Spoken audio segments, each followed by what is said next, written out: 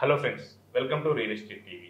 యనమల రాజు గారు, ఇప్పుడు హైదరాబాద్లో ఎస్పెషల్లీ హైడ్రా అనేది ఒకటి అని ప్రభుత్వం ఫామ్ చేసింది. అది వచ్చిన తర్వాత అనేక వివాదాలు దాని చుట్టూ కూడా ఉన్నాయి. ఈవెన్ ఒకసారి హైకోర్టు కూడా మందలించిన సందర్భం ఉంది.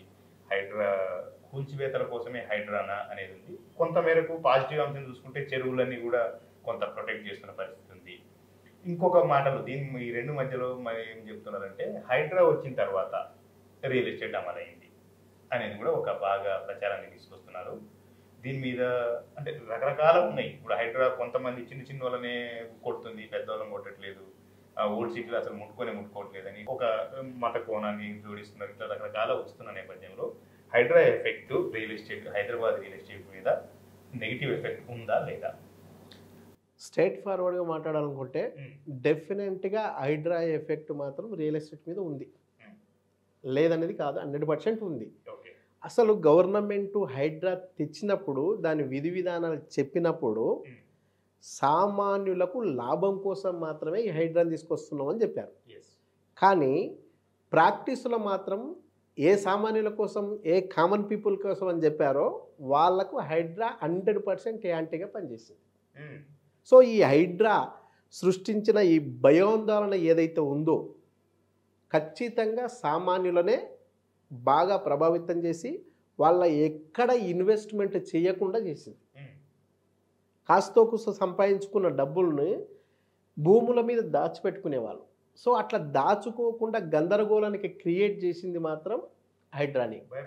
ఎగ్జాక్ట్లీ. సో వాళ్ళు చెప్పిన విధానాలు వీళ్ళకు అనుకూలం అని చెప్పి అంతిమంగా ప్రాక్టీస్లో మాత్రము ఖచ్చితంగా బడాబడ బిల్డర్కు ఉపయోగపడేటట్టు లేదా బడాబడ వ్యాపారవేత్తలకు పనికొచ్చేటట్టు మాత్రమే చెప్పింది. ఫర్ ఎగ్జాంపుల్ మనం తీసుకుంటే ఈ హైడ్రా ఏదైతే మనకు ఇప్పుడు కేబుల్ బ్రిడ్జి ఉందో, కేబుల్ బ్రిడ్జి దగ్గర ముఖ్యమంత్రికి సంబంధించిన బ్రదర్ ఎవరైతే ఉన్నారో ఆ బ్రదర్కి సంబంధించిన ఇల్లు కూడా అందులో ఉందని చెప్పేసి నోటీసులు కూడా ఇచ్చారు. ఆ నోటీసులు ఇచ్చిన తర్వాత ఇప్పటి వరకు కూడా ఆ నోటీస్కి అతను స్పందించింది లేదు, వీళ్ళు కూల్చింది లేదు. అటువంటి ఆందోళన చూసిన తర్వాత అప్పుడు ఎవరైతే నాగార్జున గారు ఉన్నారో, నాగార్జున గారిది ఆల్ ఆఫ్ సడన్ పోయి కూల్ చేసి సూపర్ బాగుంది అనిపించింది. కానీ అక్కడ పనిచేసే 200 మంది ఎవరైతే ఉన్నారో వాళ్ళకి ఏ రకంగా ఉపాధి చూపించారా? వాళ్ళ మీద డిపెండ్ అయ్యి చదువుకుంటున్న పిల్లలు ఉన్నారు కదా, వాళ్ళ సంగతి ఏం చేశారు? ఇలాంటివి ఏం పట్టించుకోలే. పోనీ ఇది కంటిన్యూ చేశారా?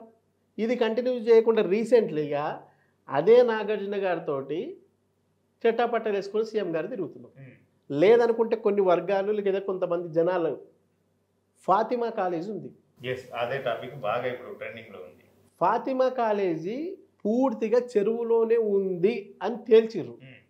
ఎందుకు చర్యలు తీసుకోలేదు అంటే ఎవరైతే హైడ్రా చైర్మన్ గారు ఎవరైతే ఉన్నారో, రంగనాథ్ గారి కమిషనర్ గారు ఎవరైతే ఉన్నారో ఆయన కూడా స్వయంగా ఏం మాట్లాడారు?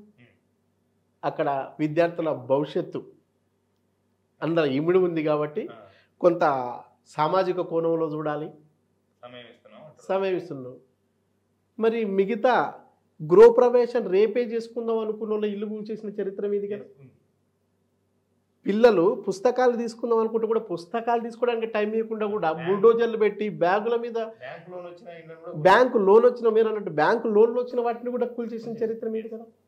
మరి హైడ్రా ఎవరి కోసం తెచ్చారు అంటే క్లియర్ కట్గా మీరు మాటల్లో ఏం చెప్పినప్పటికీ ప్రాక్టీస్లో మాత్రం సామాన్యులకు ఇది అత్యంత ఇబ్బందికరంగా మారిన పరిస్థితి. సో దీనివల్ల రియల్ ఎస్టేటు సాధ్యమైనంత వరకు కూడా ఎఫెక్ట్ గురైంది.